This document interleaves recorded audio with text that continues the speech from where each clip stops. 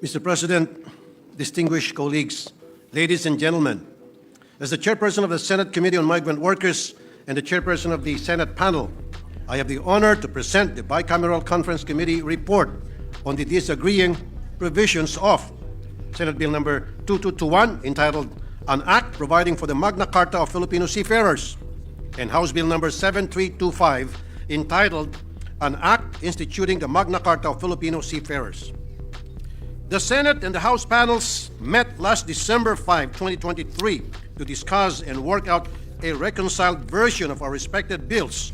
Mr. President, I would like to thank our fellow conferees from the Senate, Majority Floor Leader Joel Villanueva, Senator Francis Cheese Escudero, Senator Amy Marcos, and Deputy Minority Floor Leader Risa Hontiveros, and our conferees from the House of Representatives, led by Congressman Ron Salo, Chairperson of the House Committee on Overseas Worker Affairs, and the head of the House panel, with Representatives Marisa Del Mar Magsino, Sandro Gonzales, Kimer Adan Olaso, and Marlene Primicias Agabas as members for keeping an open mind in reconciling the different provisions of the bills. Konting-konti na lang po, and this Magna Carta of Filipino Seafarers will have concluded its long and turbulent journey. It is ready to go home to our beloved Filipino seafarers and be a lighthouse to their voyages. Mr. President, nobody has a monopoly for good intentions. Lahat po tayo dito, 100% sigurado ako. Ang gusto ay mapabuti ang ating mga marino at ang industriyang kanilang pinagkukunan ng hanap buhay. But of course, in an open marketplace of ideas, we will have different opinions on how to achieve this. Fortunately, the Bicameral Conference Committee that tackled the Magna Carta of Filipino Seafarers was a collaborative process between representatives from both houses. Everyone has the same intent, to come up with the best law that will protect and promote the interests of our seafarers. Mr. President, I'm happy to announce that matters have been ironed out in the Bicam. First, the matter of the annual leave. In the House version, they required 2.5 days per month in compliance with MLC, while in the Senate version, the annual leave was pegged at 4.5 days based on the industry practice. In the end, the Bicam members agreed at a compromise of 3.5 calendar days per month of employment. Second, the Senate adopted the House version, institutionalizing the shipboard training, which will be regulated and monitored by the Marina. This ultimately addresses the repeated concern on the credentials of our seafarers and their compliance with the STCW. This would fulfill our commitment with the European Maritime Safety Agency, or EMSA. Third, while it took extensive discussions among the Bicam members, we ultimately came up with a provision on the execution of judgment and monetary awards where the winning party would be insured restitution of the disputed monetary award in case of a reversal on appeal. Mr. President, the Bicam version providing for a bond for the disputed portion is a response to the problem of unrestituted amount of 2.57 billion pesos when cases are reversed in favor of ship owners. This is too substantial to be ignored, and indeed, the international shipping industry has taken notice of this. While the number of seafarers deployed seems to be increasing, it is just because the market for seafarers have increased substantially in the past years. In truth, there is already a decline in the market share of Filipino seafarers. We are no longer the first choice of the international shipping industry, despite the fact that they acknowledge that the Filipino seafarer is the best in the industry. Dealing with the complications caused by the ambulance chasers is too cumbersome and costly for them that they would rather hire seafarers from other nations. The move toward providing for a bond has been supported by AMASOC, the biggest seafarers union in the Philippines. This is enough for me to accept that the bond provision is pro-seafarers. In the Bicam version, the said bond would be posted only for the disputed portion of the award. And if the seafarer ultimately prevails in the case, he will be reimbursed by the cost of putting up the bond. This is the win-win solution formulated by the body. The Magna Carta for seafarers is not the final law that will work on to protect our seafarers. Throughout the process, concerns have also been raised regarding the efficacy of the Seafarers Protection Act. I have taken note of these and will initiate its review next year. Also, if there are other laws that need to be passed or amended that could not be addressed in this law, I assure everyone in the industry, our seafarers, the manning agencies, and their principals, and our lead government agencies that I will immediately push for legislation that will effectively target those concerns at hindi po dito nagtatapos ang trabaho natin. Mr. President, I now move that we approve the Bicameral Conference Committee report on the disagreeing provisions of Senate Bill number 2221 and House Bill number 7325, an act providing for the Magna Carta of Seafarers. Thank you, Mr. President. Thank you, Mr. President. We join the motion of our distinguished colleague to approve and ratify the Bicameral Conference Committee report on the disagreeing provisions of Senate Bill number 2221 and House Bill number 7325, and let the text of the joint explanation be deemed read into the records of the Chamber. So move, Mr. President. Before I do that, I'd just like to congratulate the sponsor. This, sir, is a landmark measure. Ilang dekada na to hinihiling ng ating mga seafarers. It's your term and your watch that made it happen. Thank so you, Mr. congratulations, sir. Thank you very much, Mr. President. There being no objection, and of course all the authors of the measure as well. There being no objection, Bicameral Conference Committee report the disagreeing provisions of Senate Bill number 2221 and House Bill number 7325 is hereby approved and ratified. Congratulations. Mr. President, may I be allowed to just Yes, give a few words? please Mr. proceed. President, in the interest of time, we'd like to have our explanation of vote on the Bicameral Conference Committee of the Magna Carta of Seafarers be inserted into the records, Mr. President. Thank you very much. Mr. President, I just wanted to put on record that at last, Mr. President, we have a law protecting and giving due justice to our Filipino seafarers. And one thing is clear, Mr. President, there is no mention of escrow or fiduciary account in the bicameral report. We also believe, Mr. President, that any reimbursement due to the seafarer should be automatically given to him, including legal interest, Mr. President. Nagpapasalamat po tayo sa pamumuno ng ating kaibigan, kasamahan, chairperson ng Senate Committee on Migrant Workers na si Senator Raffy Tulfo dahil karamihan po sa ating mga iminungkahing amyenda na inilahad po natin dito sa Senado noong pa man ay nanatiling nakapaloob sa bicameral committee report ng Magna Carta for Seafarers. Kaisa po tayo, Mr. President, ng ating mga marino para siguruhin na magkaroon po ng isang tunay na Magna Carta para po sa ating mga bagong bayani. Maraming salamat and may God bless us all, Mr. President. The distinguished lady, our Deputy Minority Leader, would just like to insert or is taking the floor. I move that she be recognized, Mr. We President. recognize the Senator Deputy Rizon. Minority Floor Leader, Senator Rizon Tiveros. Salamat kaayo, Mr. President. Yes, I would just like to manifest that I will I request to have my explanation of yes vote to the Magna Carta of Seafarers inserted into the record. Salamat We kaayo, take Mr. note. President. Thank you very much, Deputy Minority Floor Leader. Minority Floor Leader. Mr. President, at this juncture, Mr. President, I move that we resume consideration of Senate Bill number 2449 under Committee Report number 137. This is the bill on the organizational reforms in the Philippine National Police. So move, Mr. President. There being no objection, motion approved. Mr. President, again, the parliamentary status of the measures that we are still in the period of interpellation and with the consent of the body, I move that we resume the period of interpellations and debate and recognize, Mr. President, the sponsor of the measure, no other than the gentleman from Bohol and Davao, no other than Senator Ronald Bato de la Rosa. Yes, the And also, hardworking. Mr. President, to interpellate, Mr. President, is the distinguished lady from the city of Taguig and Pateros, no other than Senator Pia Cayetano. So move, Mr. President. Our distinguished colleague, also from the city of Taguig, is recognized as well to interpret. Thank you, Mr. President. Yes. Mr. President, with the permission of the sponsor, as I mentioned to him in the lounge, I just really have a few clarificatory questions and maybe not really on the provisions, really just clarificatory questions. So with the permission of the sponsor, Mr. President. Yes, Mr. President, Your Honor.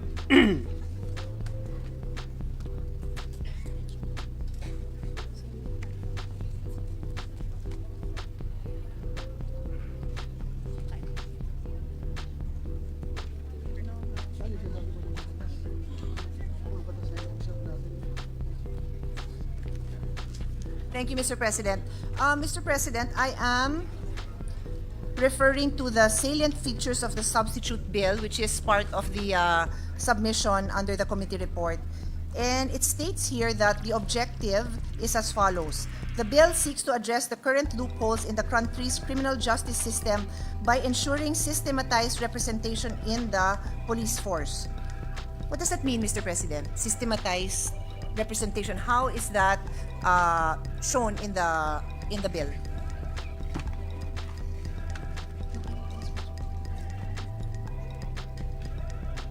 Because I read the bill, Mr. President, and we understand that there are certain powers given to the PNP, the chief, and then there's the creation of different units, but we are not clear on how this systematized representation, which I believe is a very important objective.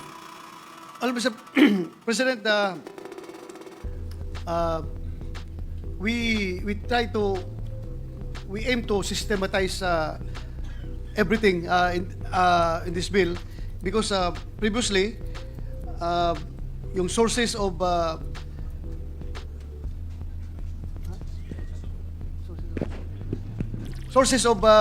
legislation na pinanggalingan ay merong galing sa Napolcom, merong galing sa iba-iba pong sources, Mr. President. So gusto natin isahin through this mission. What does His Honor mean by sources? Are you referring reference material or are you referring to the recruited? Law, Mr. President, Your Honor. So what His Honor is saying that this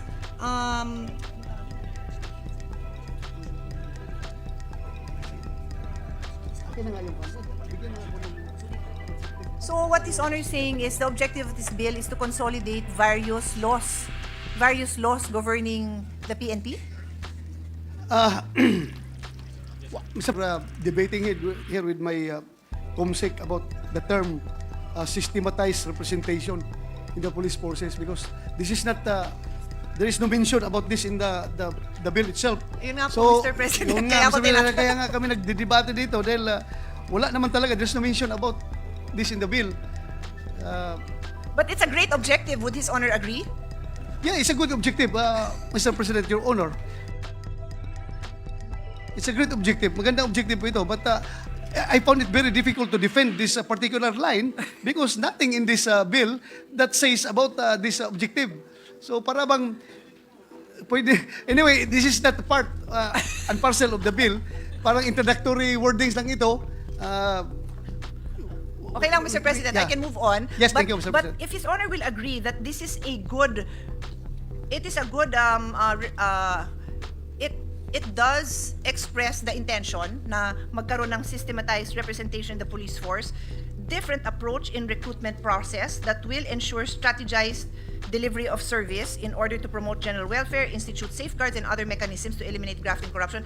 If that objective still captures the essence of this bill, then I will still proceed even though that phrase is not present in the bill. Certainly, Mr. President, Your Honor, you can proceed, please. So ang next line kasi is different approach in recruitment. So I was really interested in that kasi my understanding na ako na lang magbibigay ng sarili kong understanding of systematized representation and I'm pretty sure it's limited kasi nanggaling po yan sa mga experts nyo. But my limited understanding would be, tatagalugin ko, di magkakaroon ng sistema to ensure na meron tayong representation from all over the country. Naisip ko, not just sa gender, which is what I told His Honor na yun ang particular line of interest ko, to be sure na magkaroon ng representation ng kababaihan. And how will you go about that recruitment process? Will you go to the schools telling them that the PNP is going to provide a bright future for you? Ganun ba yun? Kasi hindi ko alam kung yun ang ibig sabihin nun. And then, baka the representation also means that they will recruit from all over the country so that those from the north and the south, you will have a united PNP. Di ba nare-reassign po kayo, Mr. President? Is that correct? Di ba that's part of it? So, whether ikaw ay taga Ilocos at ma-assign ka sa Davao and vice versa, united ang training and yung moral nyo, isa yan. And it will help nga itong ensure the general welfare, institute safeguards, and other mechanisms. So Yes, that, Mr. President. tama ba yun? Yung That's correct, Madam, Your Honor, Mr. President. You're correct. Actually, the PNP just follow one program of instruction in all its trainings. whether regardless of what region is conducting the training, Mr. President, isa lang po yung program of instruction na sinusunod Okay. natin. But on that note, I have an issue with that because although I understand na iisa, would there already be modifications that would address the different backgrounds of your recruits such that it's possible that in certain regions, talagang equal ang tingin nila sa kababaihan. And then it's possible in certain regions with different cultures, mababa ang tingin nila sa babae. So hindi pa pwedeng one kind of instruction only because kailangan maiba ang pananaw nung nire-recruit nyo sa lugar na yon to be sure that they're following the Philippine principle of equality among women. Kasi paano kung magkaroon tayo ng general na hindi katulad nyo, na galing sa South pero hindi open-minded on the ability of a woman to rise through the ranks and to be a co-equal how many star general, or they will not treat the women with the same kind of respect and provide the support system needed para makaangat din sila through the ranks. Well, actually, Mr. President, Your Honor, right now, I can proudly say that the PNP is a very mature organization as far as gender issues is concerned.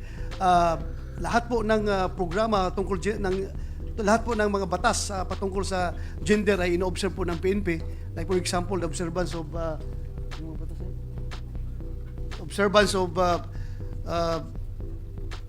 Republic Act number 6725, Republic Act 7192, the Magna Carta for Women Act. Lahat po ito ay ino-observe ng PNP, Mr. President, Your Honor. At yung general policy po yan sa recruitment ng PNP that there should be at least 10% of the recruited of the recruits are women, and 5% of the budget of the PNP is dedicated for gender development. Mr. President, Your Honor. Yeah. Thank you for that, Mr. President. I will revert with a quick comment on the percentage, no? Yung nabanggit niyo po is 15%, ang minimum of 15% yung goal, no? For the recruitment. For the recruitment. But right now, Mr. President, Your Honor, the actual strength of PNP is that the ratio is 1 woman, 2 women per 10 men in the PNP. That's So 20%. 20%. But tama ho ba yung assumption ko that there would be areas in the organization na mas maraming babae at meron ding mas konti? Yes, Mr. President, Your Honor, particularly on the area of administrative services, Okay. mas maraming babae doon kaysa lalaki. How about health?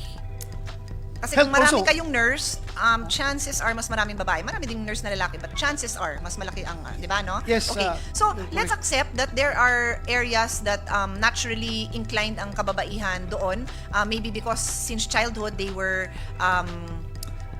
yung mindset nila is administrative work, no? So may mga accountant dyan, may mga bookkeeper, whatever. And then sa health din, madalas pumapasok dyan as nurses. I have no issue with that. But again, we want to ensure that all areas, so that's the clear answer I want to hear, all areas, unless it's a hazard to a woman, and I also respect and understand that because like in the airline industry, I'm not sure after what month of pregnancy, tatanggalin ka na sa duty mo as a flight attendant, no? And that's for the safety of the woman. So I am very conscious of that, and I would want to make sure that PNP takes into consideration the special biological functions of a woman.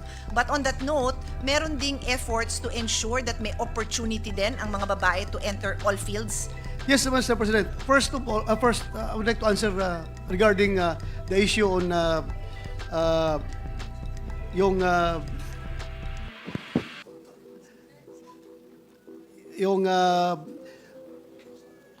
yung sa women, Mr. President.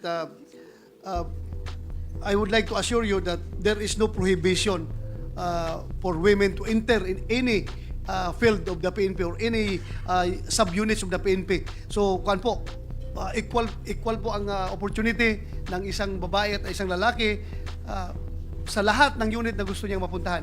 In fact, yung the most difficult unit, the Special Action Force, marami pong babae doon ngayon na naka-assign. So, may equal opportunity na po, Mr. President, Your Yes. Honor. Thank you. But Mr. President, may I ask His Honor to assure me that the leadership of PNP knows that having no prohibition is not the same as having equal opportunity.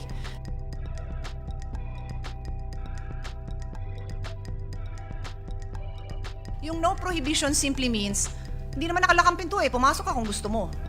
But what if you don't have access? You don't even know the hallway that leads to that door. You don't know if you are welcome in that door. Yun naman ang sa akin. I have had experiences where I have felt unwelcome. And yun ang point na kailangan clear sa leadership. Iba yung no prohibition, iba yung you are welcome. Here are the skill sets you need. Here is the training we will give you so that you can have the opportunity. Because baka yung pinagdaanan mo sa 4-year course mo, did not equip you. Bigyan ka namin ng extra para magka-opportunity ka talaga to enter that door, whatever that door is. What I mean when I say no prohibition, Mr. President, Your Honor, is that mahirap rin kasi kung gagawa tayo na kailangan dito babae o ito lalaki. Itong male-dominated na unit like Special Action Force, sabihin natin na itong position na ito dapat babae.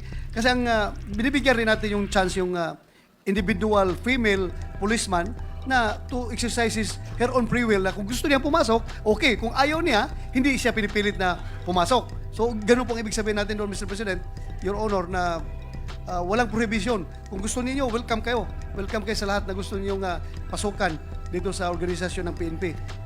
Mr. President, I appreciate your candidness in your response, but I believe there is still either hindi ko naiintindihan or meron talagang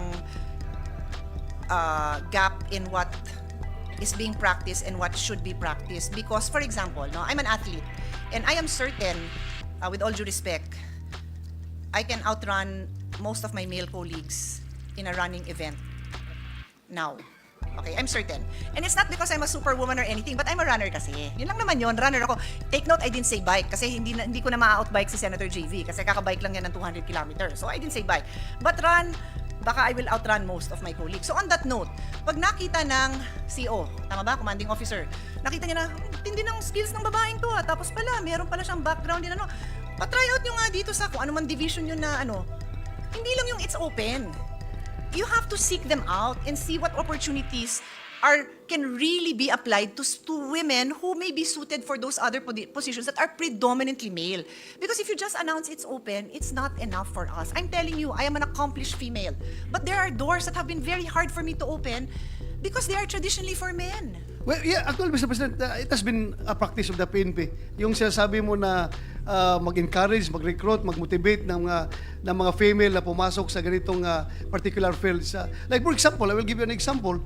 Nung ako si PNP na nakita ko yung mga babae na magagaling magmotor.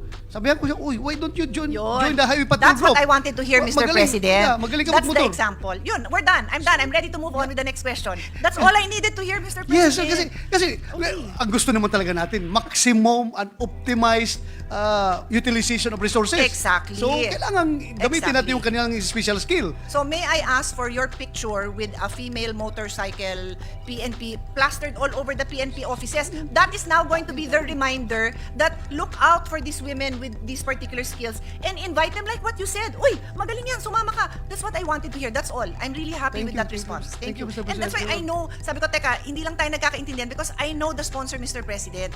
I know him to be the kind of person who will look for these opportunities. But I wanted to elicit that response so that the whole PNP organization will hear this. And this debate that we're having will go on record for eternity. Ito yung hinahanap ko. Yes, Thank you Mr. for that, President. Mr. President.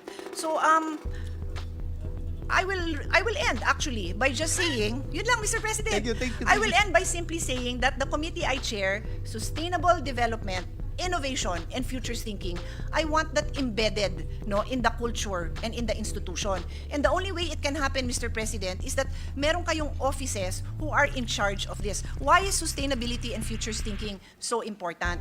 His Honor will recall that on a few occasions, we have had the discussion on what will the future challenges be on peace and order? We've had this discussion, remember? Ano ba ang nagiging cause ng mga problema natin?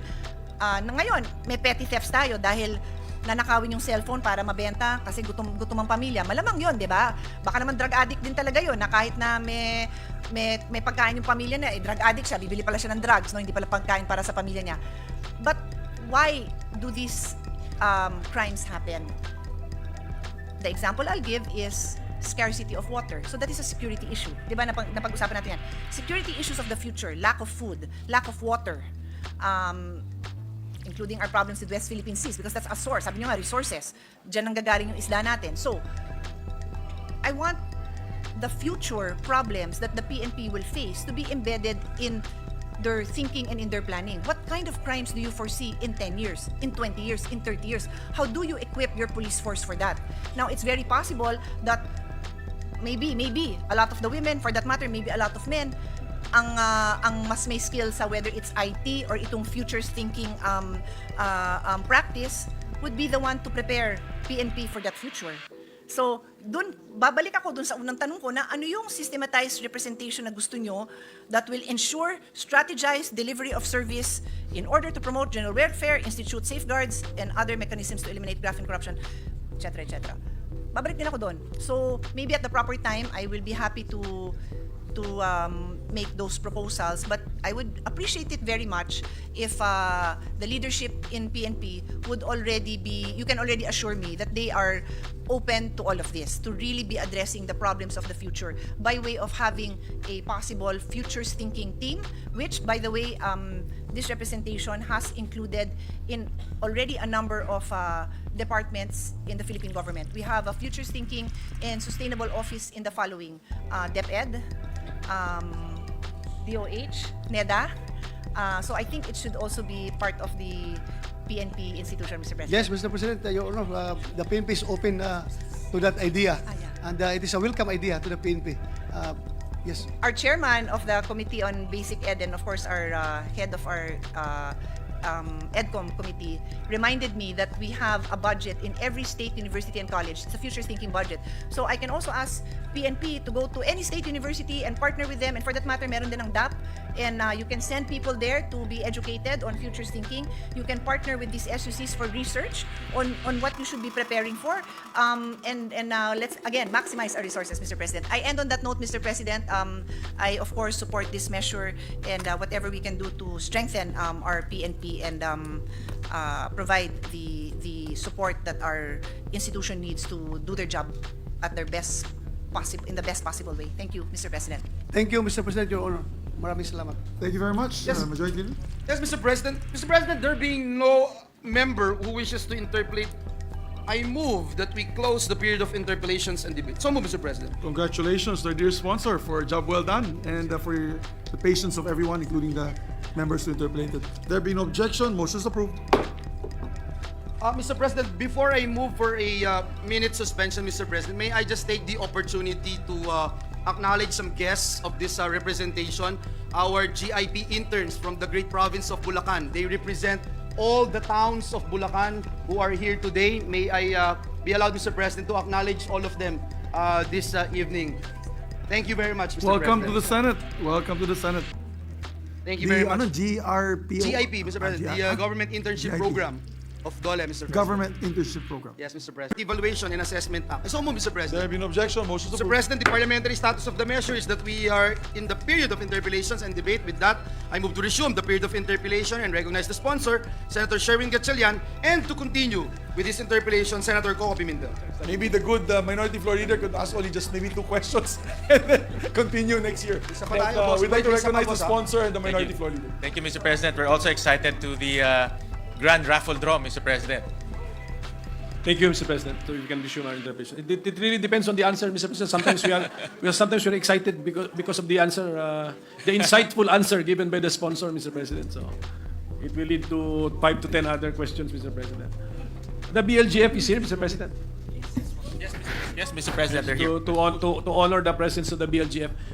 Sila po yung maging the BLGF is the most affected agency when this bill becomes law, no?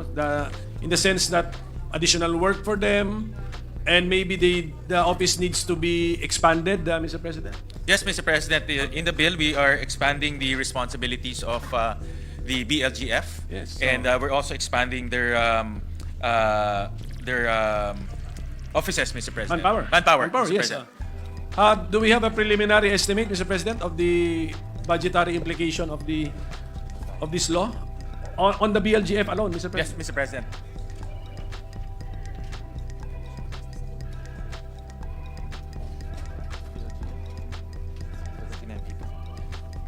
Mr. President, they will be adding 79 people in the main office, Mr. President, just to handle the new role of the schedule of updating of the schedule of market values, Mr. President. 79 personnel Personnel. because they will be distributed among our administrative regions, Mr. President? Yes, Mr. President. Or provinces? Well, majority will be here in the central office, but they'll be distributed in other areas as well to monitor the updating of schedule of market values, Mr. President. But I'll get you the exact peso value in terms of budgetary addition.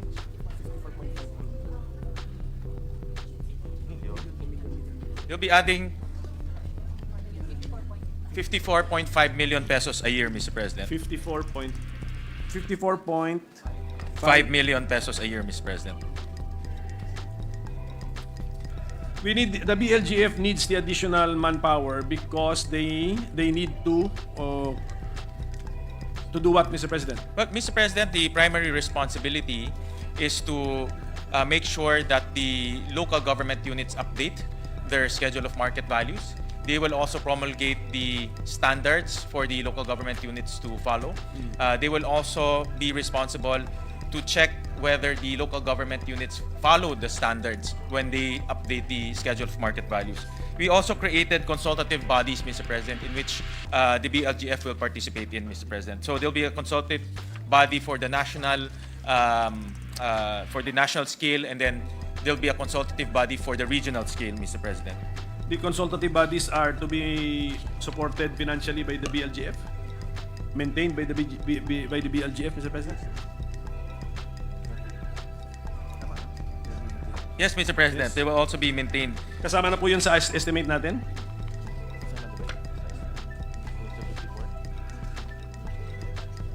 Yung mga consultative bodies. Not yet, Mr. President. Not yet. Oh. Not yet. So siguro, Mr. President, at any rate, di naman natin ito ma-approve ngayong gabi. So siguro by next year, even if I end my interpellation, if for the record, the sponsor can say yung budgetary implication po nitong itong Correct. bill na to, Mr. President. Yes, Mr. President. I don't think it will be substantial because they're not required to meet. They're only required to meet once a quarter, Mr. President, and as often as possible.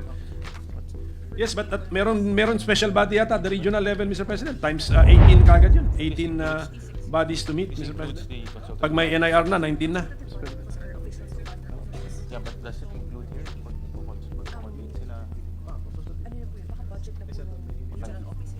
Well, Mr. President, the 54 million is for the personnel, but we'll give you the exact number for the convening of the consultative body, Mr. President. So the cost, I can see that the cost is mostly when they convene, for example, logistical requirements, of course, secretariat responsibilities. So we'll get you the exact number, Mr. President, for that. So when the expanded BLGF is already in place, Mr. President, sino ba ang ipa-follow up or imo-monitor or isusupervise nitong BLGF personnel natin? Would it be the assessors?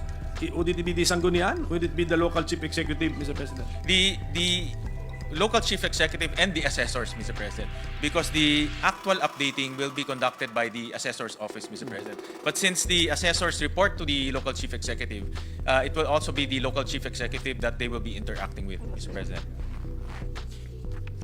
So who reminds the sanggunian, Mr. President? Kasi as we explained before, ang nagamit nga natin example, yung pinakamataas, times 65 yung pag hindi gumalaw si sanggunian, ma-update si schedule of market values, times 65 ang RPT na babayaran ng kanyang constituents. Kaya siguro more reasonable, lalagyan na natin times 3. Pero malaki pa rin po yun. Magugulat ang mga real property taxpayers yun. That is pag hindi gumalaw ang sanggunian. So, in our bill, is there a mechanism to constantly remind the sanggunian that they need to do something, Mr. President, after the updating of the schedule of market values?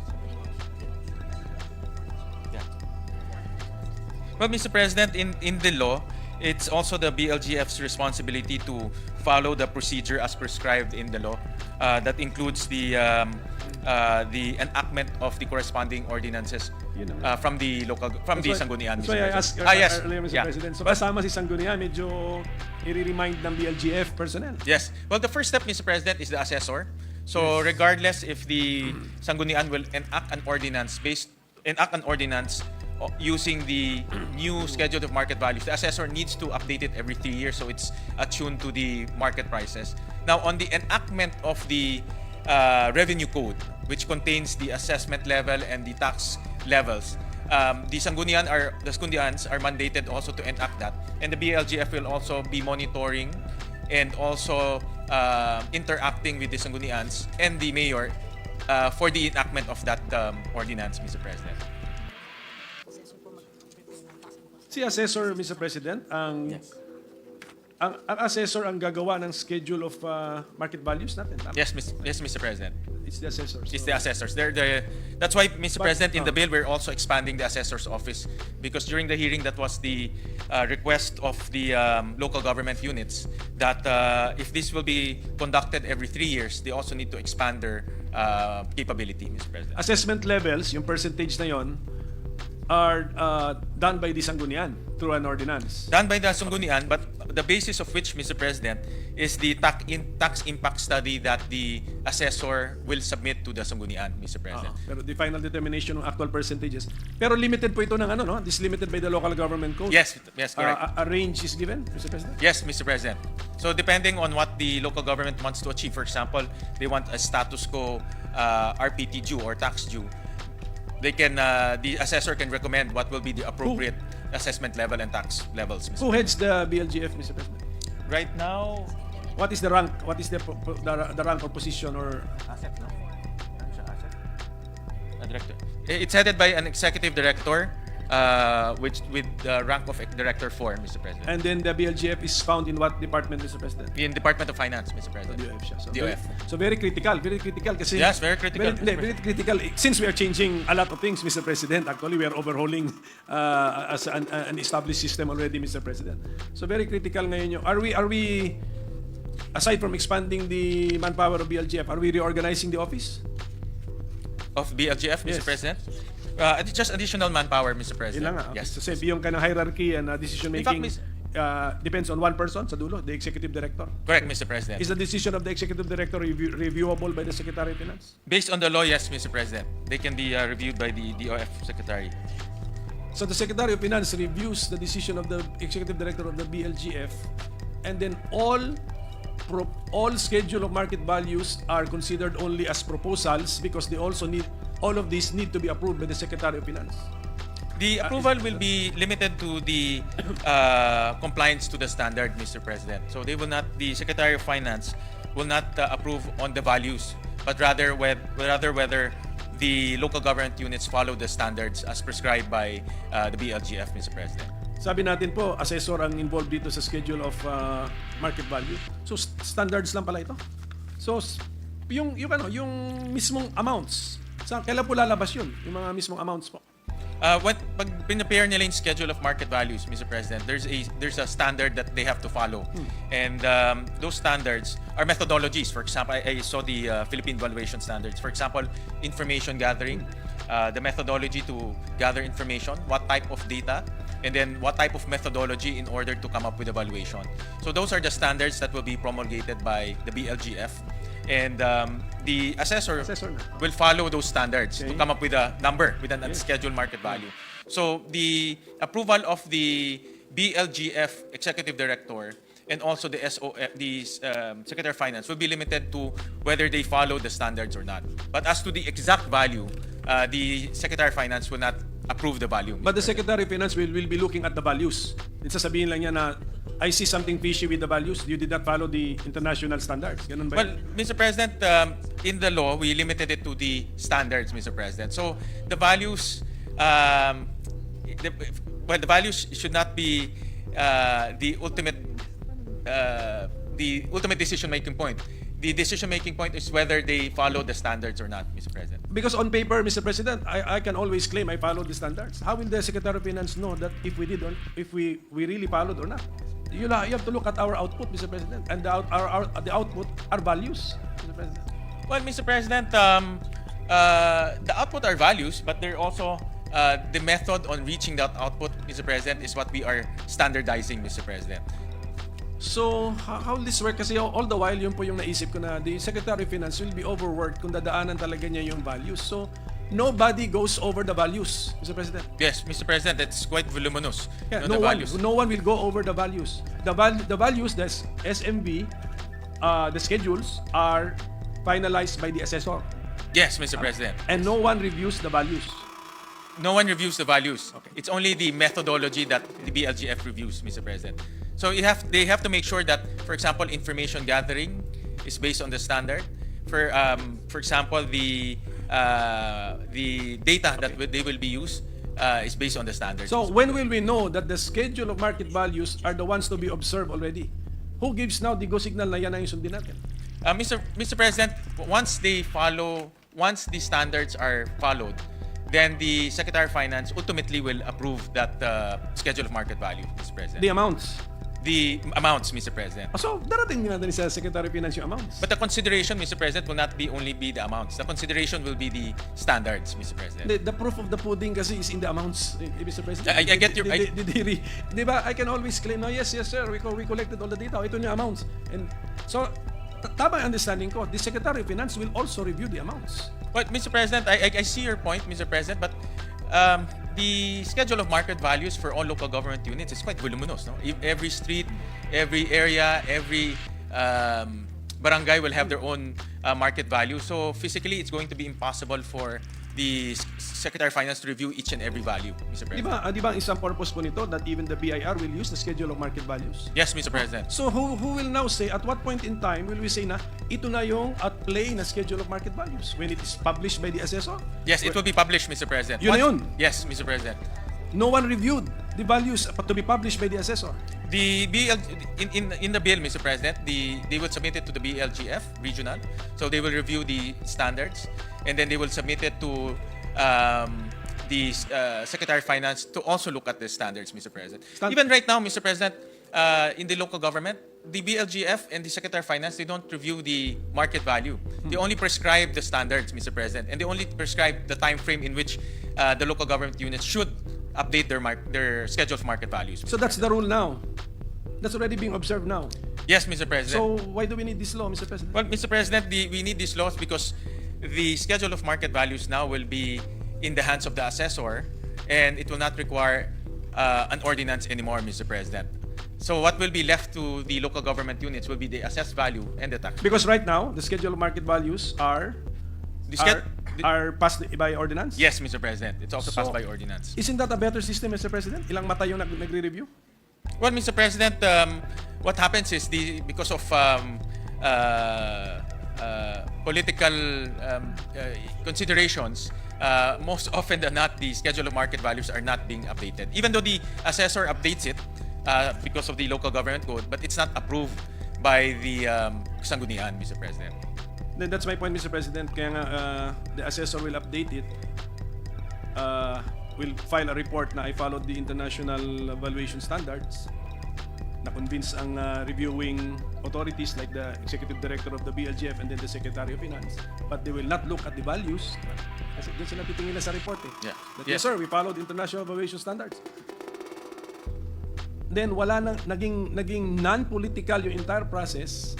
Wala na pong titingin sa values. Pag hindi kumilos si Sanggunian, times 3 ang RPT. Well, Mr. President, that's where the Sanggunian needs to enact an ordinance to lower down the assessment levels as well as the tax rates. Because there are two other variables that they control. And they can lower it down all the way to 1%, Mr. President. We made one part non-political kasi sabi natin ayaw natin ng involvement ng mga politiko. But the last two steps are political. And ang ending natin, it will be the same RPT value, Mr. President. So, what was the entire point, Mr. President? That's a possibility. The entire point, Mr. President, is the market value that the local government units use are now attuned to the real market value in their locality. I'll give you an example, Mr. President, and this was just given to us in Cebu. It was given to us by BLGF, and I was actually quite surprised. And I'll flash it on the screen, Mr. President. Cebu, the last time they updated their schedule of market value is 2003, Mr. President. And if you see the South Road properties, which is where the reclamation area, the new casinos are, all the new developments are there, the market value that they use currently is 1,200 pesos per square meter, Mr. President. In IT Business Park, Mr. President, which is their new Central Business District, it's only 6,000 pesos, Mr. President. The Cebu Business Park, where Ayala is, it's only 9,000 pesos per square meter. The proposed SMV is actually what the Cebu local government proposed to increase, Mr. President. So my point of the matter is, there's really big discrepancy between what the local governments are using right now and what the real market value is existing or prevailing in that area. Right now, Mr. President, right now, present state of the law, who can raise the SMB values, Mr. President? The process will be the assessors will update they call it fair market value right now, the fair market value, and then the Sangguniang will approve it. Kaya kung gusto ng Sangguniang, kaya nilang patasin. Kung gusto ho nila, kaya nila. Ngayon, sa ating bill, kung gusto rin ng Sangguniang, pwede rin niyang i-retain si level ng RPT, Mr. President. Pwede. So, ang point ko, Mr. President, si IT Park, kahit ginawa mo 200,000 yan, the Sangguniang is still empowered and has the mechanics to do it, that the RPT will not increase, even if the SMB becomes 200,000. Correct, Mr. President. But they have to lower down the Correct. assessment level. Assessment level plus maybe the tax rate. Yes, Yeah. Mr. So they can do President. it. They can do it, Mr. President. Ngayon, they can do it if you want to increase it. But after the bill, if the bill becomes law, they can still do it. That we will not feel anything. The taxpayers will not feel Yes, anything. Mr. President. That's a possible scenario, Mr. President. A highly possible scenario, Mr. And President. then now, yung mga national agencies which want updated market values, they can do it. The agencies who want... Like BIR, they can do it, right? Na yung yung valuation na ginagamit nila for transactions to tax the transaction are so-called updated market values. Zonal also. valuation. Yes. Which in theory are the latest. In theory, yes. Yes, in Yes. theory are the latest market values. Yes, Mr. So President. it can be done, it has been done, and it is being done. Yes, Mr. President. So baka maglalaro lang po tayo rito, Mr. President, na what's the point? I mean, we will now update the SMB for the local government units, but they will do actions so that the RPT will not increase. But then, yung updated SMB, we use the justification that other agencies will do it, will use them, which they can also do now on their own, Mr. President. Only BIR is only one agency out of the 23, Mr. President. I'll give you an example, Mr. President. DPWH, when they do right-of-way expropriations, they gather information, and one of the critical information that they use is the tax declaration of the property owner. And typically, the tax declaration will have very low fair market value in their local government unit. So, in other words, that's where the inconsistency will happen, because the prevailing market value will be higher, and that's what the landowner will demand. But the tax declaration will be low. So that's what the government will demand, and that's where the debate comes in, and of course it prolongs the whole process. Under present law, can the real property owner improve the amount in his tax declaration? By his own, Mr. By his President?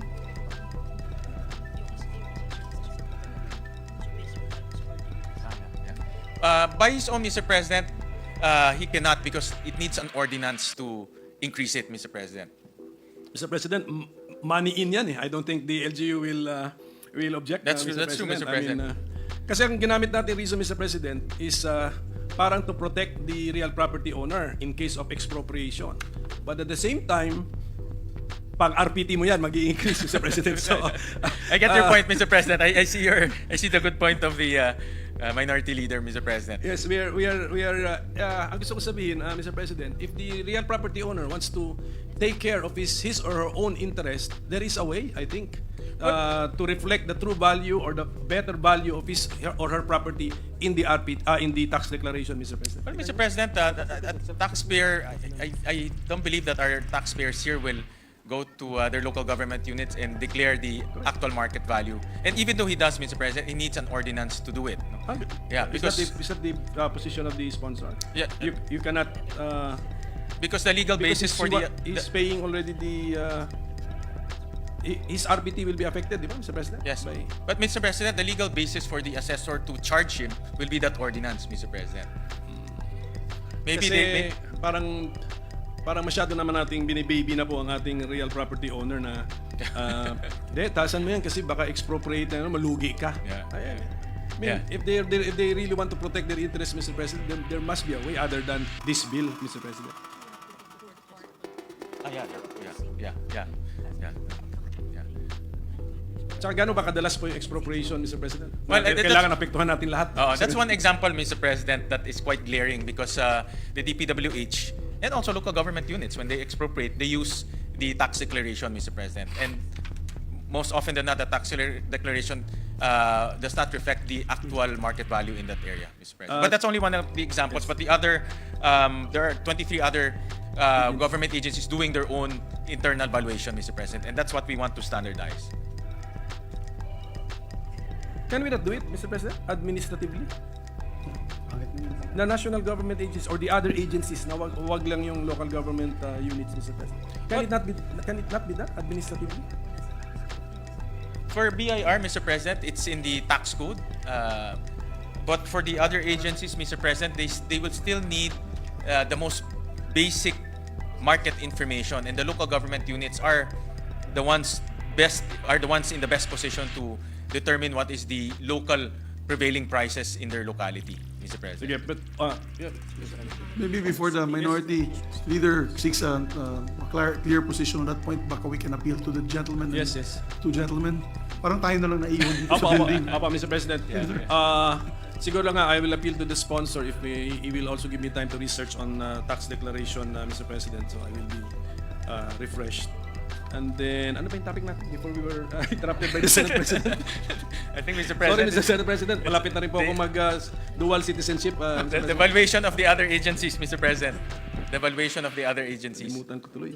Done by administrative action, Mr. President. Yes, sige. With that, Mr. President, siguro with the permission of our sponsor, we will pursue this in January, Mr. President. Okay, anyway, Mr. President, nalimutan ko yung next point. Sorry for that, Mr. President. With the permission of our sponsor, gano'n na lang po siguro. Yes, Mr. President. Yes, but at least we have established some points Concepts. tonight, concepts tonight, Mr. President. In my opinion, parang nagka-clash, but maybe tingnan natin if it's more imagined than real, Mr. President. But apparently, some concepts clash, Mr. President. Thank you, Mr. President. And I thank the good minority leader for sharing his insights. And we'll also do some research on that particular concept. Thank you, Mr. President. Thank you, Mr. President. Thank you very much, sir, my distinguished colleagues. Actually, to hasten the proceedings, Majority Leader, my closing speech, I can move this up to January and make it the opening speech, reporting the year that has passed. Tama? Para makauwi na tayo maaga. Okay? Okay, very good. Para sa mga staff natin dito. Ay, saan yung Christmas message dito eh? Mr. President, I move that we suspend consideration of Senate Bill number 2386. So move, Mr. President. There being no objection, motion's approved. Mr. President, I move that we transfer from the calendar for ordinary business to the calendar for special orders Committee Report number 187 on Senate Bill number 2514. This bill pertains to the Philippine National Games Act. So move, Mr. President. There being no objection, motion's approved. Yes, Mr. President, I Secretary, move that we the title. consider Senate Bill number 2514 under Committee Report number 187 and with the permission of the body, let the Secretary read the title of the measure. Yes. Thank you very much, my distinguished colleague. There being no objection, motion's approved. Yes, Secretary, to read the title of the measure. An act expanding and institutionalizing the Philippine National Games and appropriating funds therefore. Mr. President, to sponsor the measure, may we recognize Senator Christopher Bongo, Chairperson of the Senate Committee on Sports, to deliver the sponsorship speech. My distinguished colleague, Senator Bongo, is recognized. Mr. President, since it is the opening of the Philippine National Games on Sunday, December 12, 2023, Mr. President, Article 14, Section 19 of the 1987 Constitution mandates the state to promote physical education and encourage sports programs, league competitions, and amateur sports, including training for international competitions to foster self-discipline, teamwork, and excellence for the development of a healthy and alert citizenry. In view of this, the state should endeavor to develop programs and trainings that will encourage its citizens to participate in sports and other physical fitness programs. According to study 80% agree that exercise and physical fitness help improve mental health.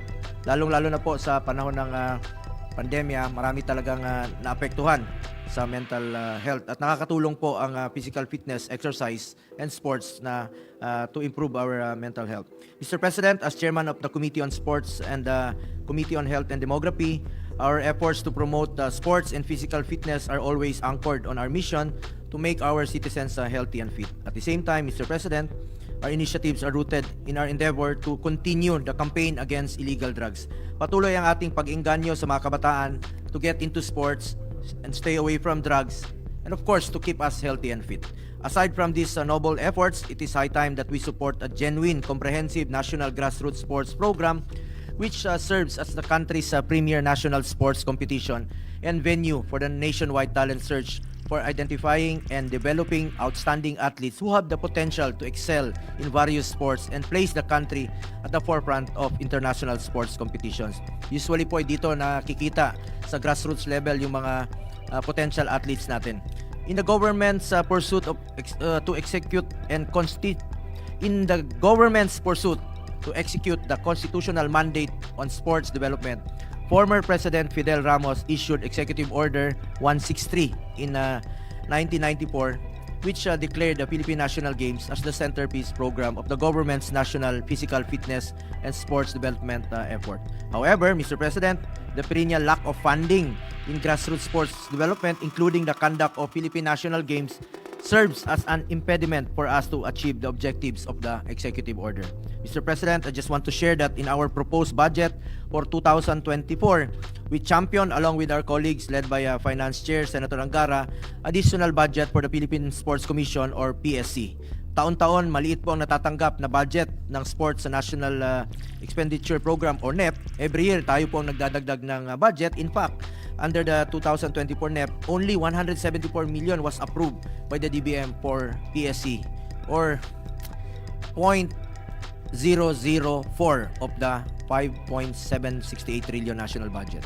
Bagamat may executive order po sa Philippine National Games at may programa para dito ang PSC, hindi pa rin ito sinasama sa NEP at tayo po ang nagdadagdag ng pondo para dito, Mr. President.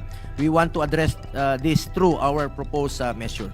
It is therefore my honor, Mr. President, to present to you and sponsor Senate Bill 2514 under Committee Report number 187, which will institutionalize the Philippine National Games. Along with this representation, we have also the privilege of having Senate President Migs Subiri and Majority Floor Leader Senator Joel Villanueva as authors of this measure. This bill aims to provide a structure for a truly integrated and comprehensive national sports program linking grassroots sports promotion to elite sports development and encourage all local government units to promote the development of sports in the countryside, covering all barangays, towns, municipalities, cities, and provinces. The Philippine National Games or PNG will also harness the vast potential of Filipinos in discovering and development potential athletes in various sports who could form part of our national pool of athletes and excel in international sports competition. The bill also encourages and assists various national sports associations in promoting their respective sports at the grassroots level, providing the necessary linkages with local government units.